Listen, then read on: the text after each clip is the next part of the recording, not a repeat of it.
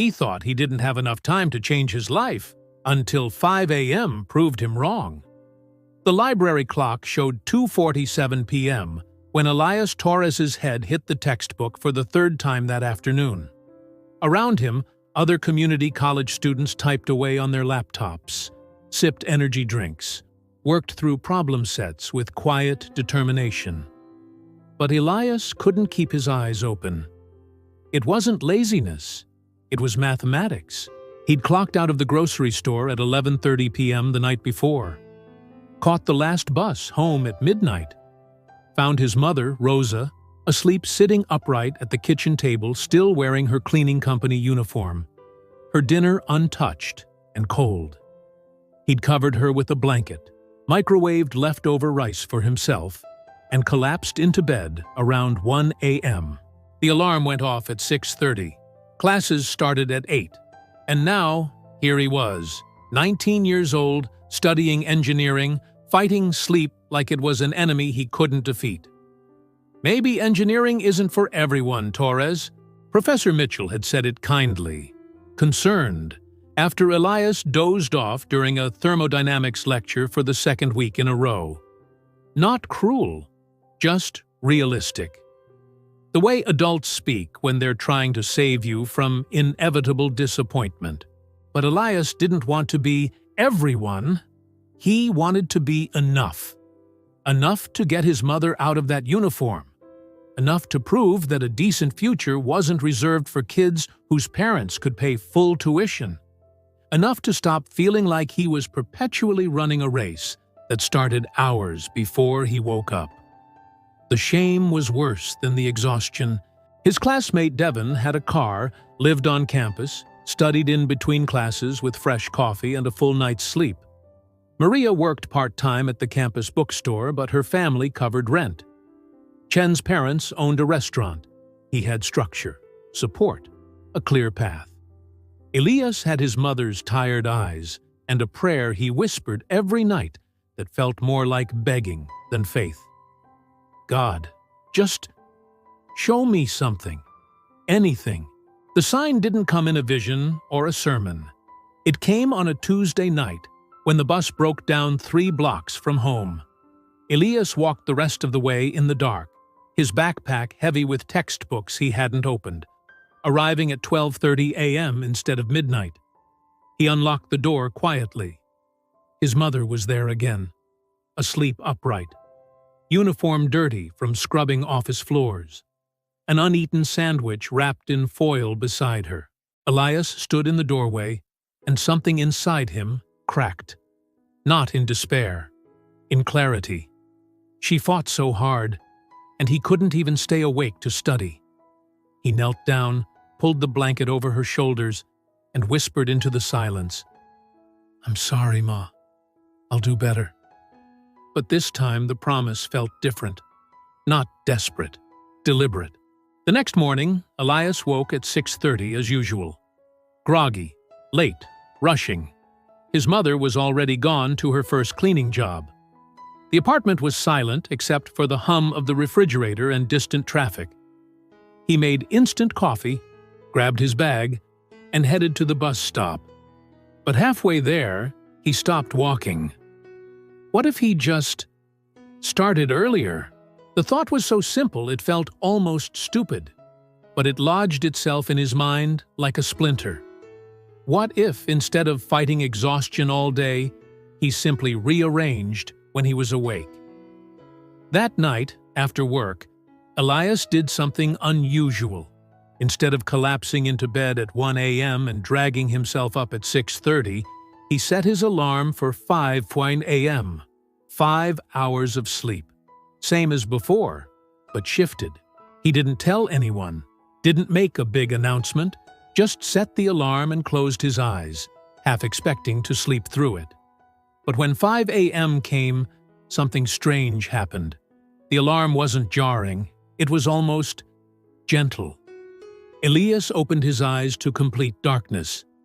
No light through the curtains yet. No traffic sounds. No neighbors moving around. Just silence. Deep, cool, unbroken silence. He sat up slowly, his body confused but not resistant. The apartment felt different at this hour. Sacred, almost. Like he'd woken up in a world that didn't know him yet. For a moment, he almost went back to sleep. Then he remembered his mother's sleeping face. The sandwich she didn't eat. The uniform she wore until her knees ached. He got up. The first morning was awkward. Elias stood in the kitchen at 5:07 a.m., not entirely sure what to do with himself. He made coffee. Bad, watery, instant. But it felt ceremonial somehow. He sat at the small kitchen table, the one with the wobbly leg, and opened his engineering textbook. The words blurred at first. His mind wanted sleep. His body wanted to crawl back under the blanket. But then, something shifted. Outside the window, the sky was still black, but there was a faint edge of deep blue beginning to creep in from the east. A bird called out, a single note, hesitant, testing the air. Then another bird answered. Then another. Elias paused, pen in hand, and listened. The dawn chorus. He'd never noticed it before. It wasn't loud or dramatic. It was subtle, patient. Like the birds knew something he didn't, that the sun was coming, and all they had to do was greet it. He went back to his textbook. Thermodynamics, energy transfer, heat, and work. Concepts that had felt impossibly abstract in class suddenly made sense in the quiet. Without the pressure of the clock, without the fog of exhaustion, his brain opened like a door he didn't know was closed. 1 hour passed. At 6:05 a.m., his mother's alarm went off in the next room. Elias heard her groan softly. The bed springs creak, her footsteps shuffle to the bathroom. When she emerged, she found him at the table. Textbook open, coffee cup empty. "Mijo?" Rosa blinked, confused. "Why are you awake?" "Studying," Elias said simply. She looked at him like he'd grown a second head. But she didn't argue. Just kissed the top of his head and moved to the kitchen to start her own coffee. "Don't forget to eat something," she murmured, more habit than instruction. For the first time in months, Elias felt like he'd done something right. The second morning, he woke at 5 again. This time, it was easier. His body remembered. The darkness felt familiar now, almost welcoming. He made his coffee, opened his notebook. The birds sang. The sky lightened degree by degree, blue to violet to pale orange. By the third morning, he realized something. He wasn't just studying, he was praying, not with words, not with requests, but with presence, with discipline, with the quiet act of showing up when no one else was awake. The silence of the morning felt like God's answer, not loud, not miraculous, but steady, reliable. "I'm here, are you?" By the end of the first week, Elias began to notice patterns. The dawn wasn't random. It followed a rhythm. The birds started singing at almost the same time each day, around 5:20 a.m., just as the first threads of light appeared. The sky moved through the same sequence: black, deep blue, violet, amber, gold. The air smelled different, too, cool, clean, untouched by exhaust and noise. He started paying attention. On Monday, he noticed a mockingbird perched on the fence outside his window. It sang the same 3 notes over and over, practicing.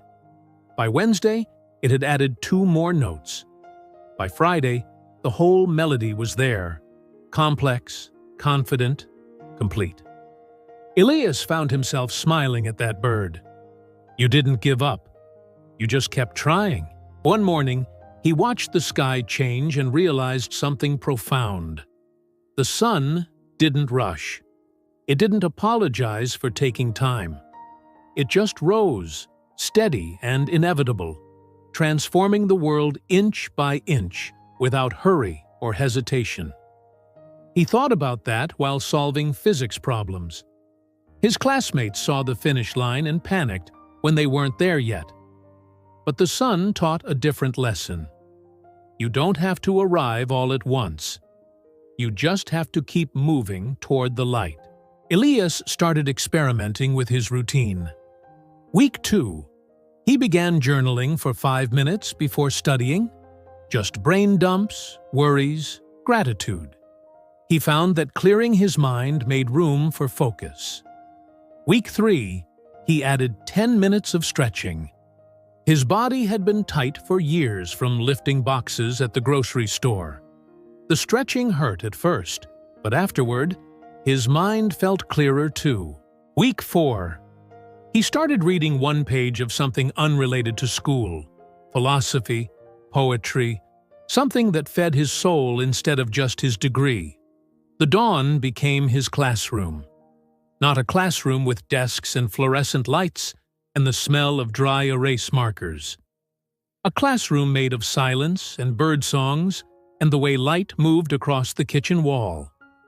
A classroom where no one told him he wasn't smart enough or warned him that maybe this isn't for everyone. In this classroom, the only teacher was time itself. Slow, patient, unrushing. His mother noticed the change first. "You seem different," Rosa said one Saturday morning as they shared breakfast before her shift. "Different how?" "I don't know. Quieter. But not sad quiet. Peaceful quiet." Elias smiled. "I'm just waking up earlier, Ma." She studied him, then squeezed his hand. "Whatever you're doing, keep doing it. You look like my son again." The comment stayed with him. He hadn't realized how lost he'd looked before, how defeated, how much of himself had dimmed under the weight of exhaustion and comparison and fear. But waking at 5 a.m. wasn't about productivity hacks or grinding harder. It was about meeting himself in the quiet before the world woke up and told him who to be. It was about learning from the dawn that transformation doesn't happen all at once. It happens in degrees, in increments, in the patient accumulation of small, consistent acts of faith. The birds didn't sing because they were confident. They sang because it was time to sing. The sun didn't rise because it had a plan. It rose because that's what suns do. And Elias? He didn't wake at 5 a.m. because he was special or disciplined or gifted. He woke because he finally understood.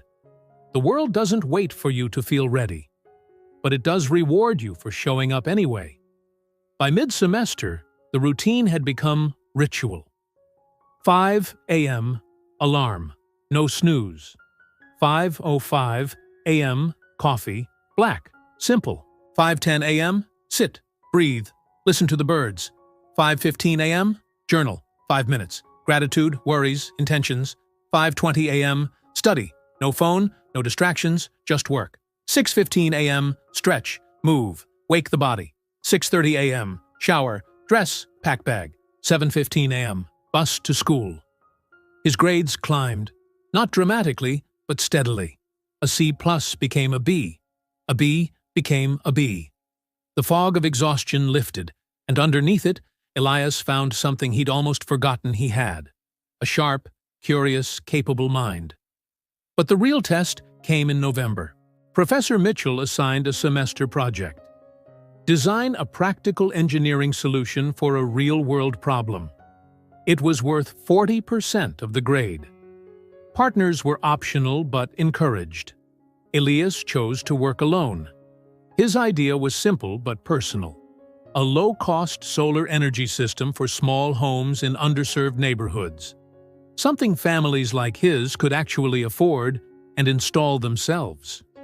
A way to cut electricity costs by even 20 to 30% could mean the difference between making rent or not. He pitched it to Professor Mitchell during office hours. The professor listened, nodding slowly, then leaned back in his chair. "It's ambitious, Torres, especially for someone working alone. You sure you don't want a partner?" "I'm sure. You're going to need to build a working prototype, test it, document everything. That's a lot of hours." I have the hours. Professor Mitchell studied him for a long moment, then sighed. All right, but if you start falling behind, I want you to tell me. No heroics. Understand? Yes, sir. What the professor didn't know was that Elias had already found the time. Between 5 and 6 a.m., every single day. The work was brutal. Solar panels, even small ones, weren't cheap. Elias spent his grocery store paychecks on materials, wiring, inverters, batteries, junction boxes. He watched YouTube tutorials at 2x speed during his lunch breaks. He sketched designs in the margins of his class notes. And every morning, between the bird songs and the sunrise, he built. The kitchen table became his workshop. He soldered connections by the light of a desk lamp, burned his fingers on hot glue, dropped screws that rolled under the fridge, swore under his breath when circuits didn't connect. His mother watched, worried. "Mijo, you're doing too much." "I'm fine, Ma." "You work all night, study all morning, go to class all day. When do you sleep?" "Enough." "Elias," she put her hand on his shoulder, firm. "I didn't raise you to kill yourself for a grade." He looked up at her, exhausted, but steady. "I'm not doing this for a grade. I'm doing this because I can. Because someone needs to. Because if I don't prove I can do hard things now, I'll spend my whole life wondering if I could have." Rosa's eyes filled, but she didn't cry, just nodded and kissed his forehead. "Okay. But eat. And sleep. Promise me." "I promise."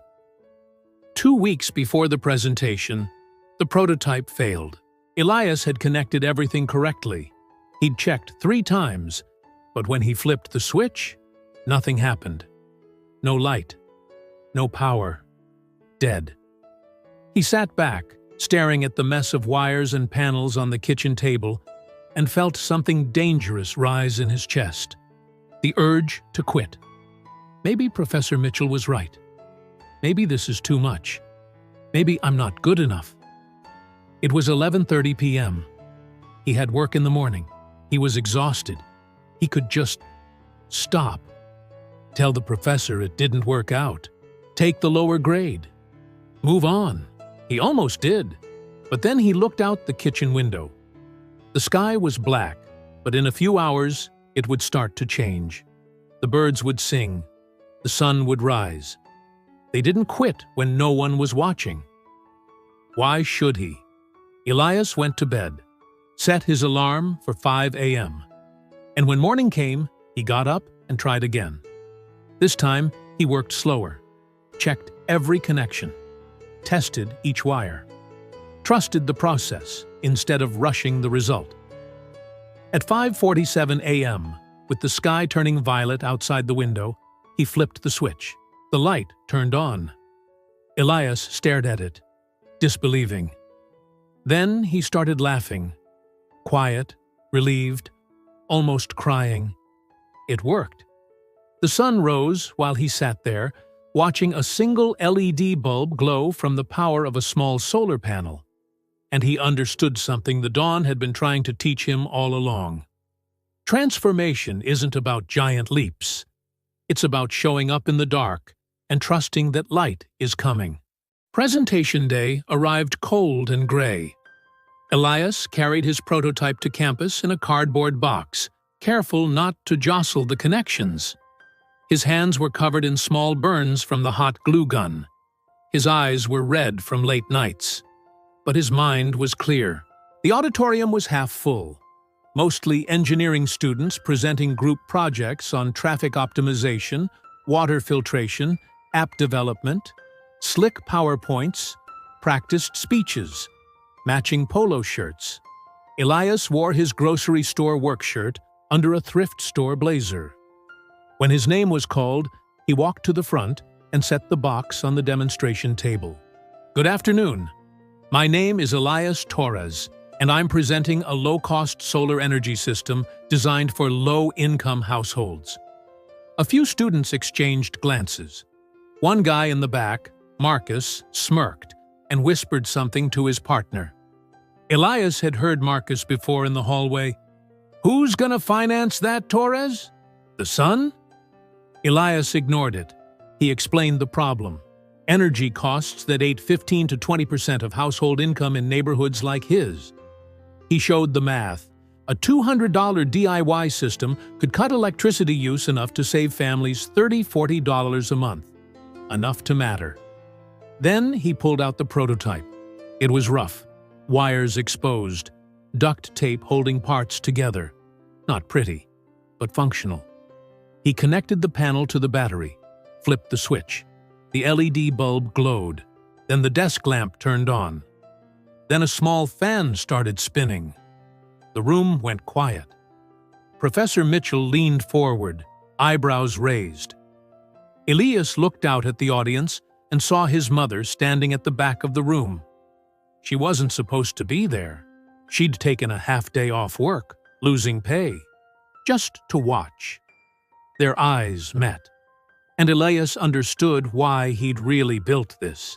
Not for the grade, not to prove the doubters wrong, but to show her and himself that discipline wasn't about being perfect. It was about being present, about waking up when it was still dark, and working even when no one was watching. The applause started slow, then built. Professor Mitchell stood and clapped, nodding with something that looked like respect. Marcus, in the back, didn't smirk this time. He just looked down. After the presentation, Professor Mitchell pulled Elias aside. "That was exceptional work, Torres." "Thank you, sir." "I mean it. You've changed since the start of the semester. What happened?" Elias thought about how to answer. About the mornings, the silence, the birds, the sun. "I started waking up earlier." The professor waited for more, but Elias didn't elaborate. Some lessons weren't meant to be explained. They were meant to be lived. Elias received a partial scholarship from an engineering nonprofit impressed by his project. It wasn't a full ride, but it was enough to cut his work hours and focus more on school. His GPA climbed. His mother cried when he showed her the acceptance letter to a 4-year university's transfer program. But the mornings didn't stop. Even when he didn't have to wake at 5 a.m. anymore, he chose to. Not out of obligation. Out of love. Love for the quiet. For the birds. For the way the dawn reminded him that light always comes, even when you can't see it yet. Years later, Elias graduated with a degree in civil engineering. Got a job with a firm designing infrastructure for underserved communities. Made enough to move his mother out of the cleaning job and into a small house with a backyard. But he still woke at 5 a.m. Not to study anymore, to create. He started a free mentorship program for students like him. Kids working nights, fighting exhaustion, wondering if they'd ever catch up. One Saturday morning, a 17-year-old named Miguel sat across from him at a community center. Eyes red, shoulders slumped. "I'm so tired, man. I don't think I can do this." Elias smiled, not with pity, with recognition. "Do you have an hour in the morning? Before anyone else wakes up?" "Maybe." "Why?" "Because that's where I found everything. Not in the daytime when the world is loud, in the quiet, before the sun rises, before anyone expects anything from you." Miguel frowned. "That's it? Just wake up early?" "No." Elias leaned forward. "Wake up with purpose, not to grind, not to prove anything, but to meet yourself in the silence and remember why you started." Miguel looked skeptical, but something in Elias's tone made him nod. "Okay, I'll try." "Good. And Miguel?" "Yeah?" "The sun doesn't rush, neither do you. Just keep showing up." 3 months later, Miguel came back. Different, quieter, steadier. "I get it now," he said simply. Elias didn't need to ask what. He knew.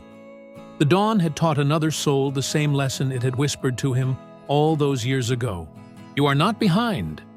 You are exactly where you need to be. Just keep waking up to your own life. Elias didn't win because he woke at 5 a.m. He won because he stopped waiting for perfect conditions and started working with what he had. One quiet hour, one sunrise, one faithful morning at a time. The miracle wasn't in the achievement. It was in the decision to show up, even when no one was watching, even when success wasn't guaranteed, even when the world said he didn't belong. The sun rises for everyone, but only those who wake early enough get to see the darkness turn to light. Not all transformations happen at the finish line. Some happen at 5 a.m., in the silence, in the waiting, in the sacred space between who you were and who you're becoming. Awaken to your own life. The rest, God adjusts with time. This story reminds us that transformation doesn't require more hours in the day. It requires waking up to the hours we already have. Elias didn't find success because he worked harder. He found it because he learned to meet himself in the quiet before the world could tell him who to be. So ask yourself, what would change if you woke up 1 hour before your excuses do? If this story touched something deep inside you, write the word purpose in the comments. Let me know you stayed until the end and that this message found you. Share what city you're watching from. Subscribe and turn on notifications because every week I share stories that can transform how you see yourself and your struggles. Click the card on screen for another powerful story of transformation. And remember, not all miracles happen at the finish line. Some are born at 5 a.m., inside those who decide to stop sleeping through their own destiny.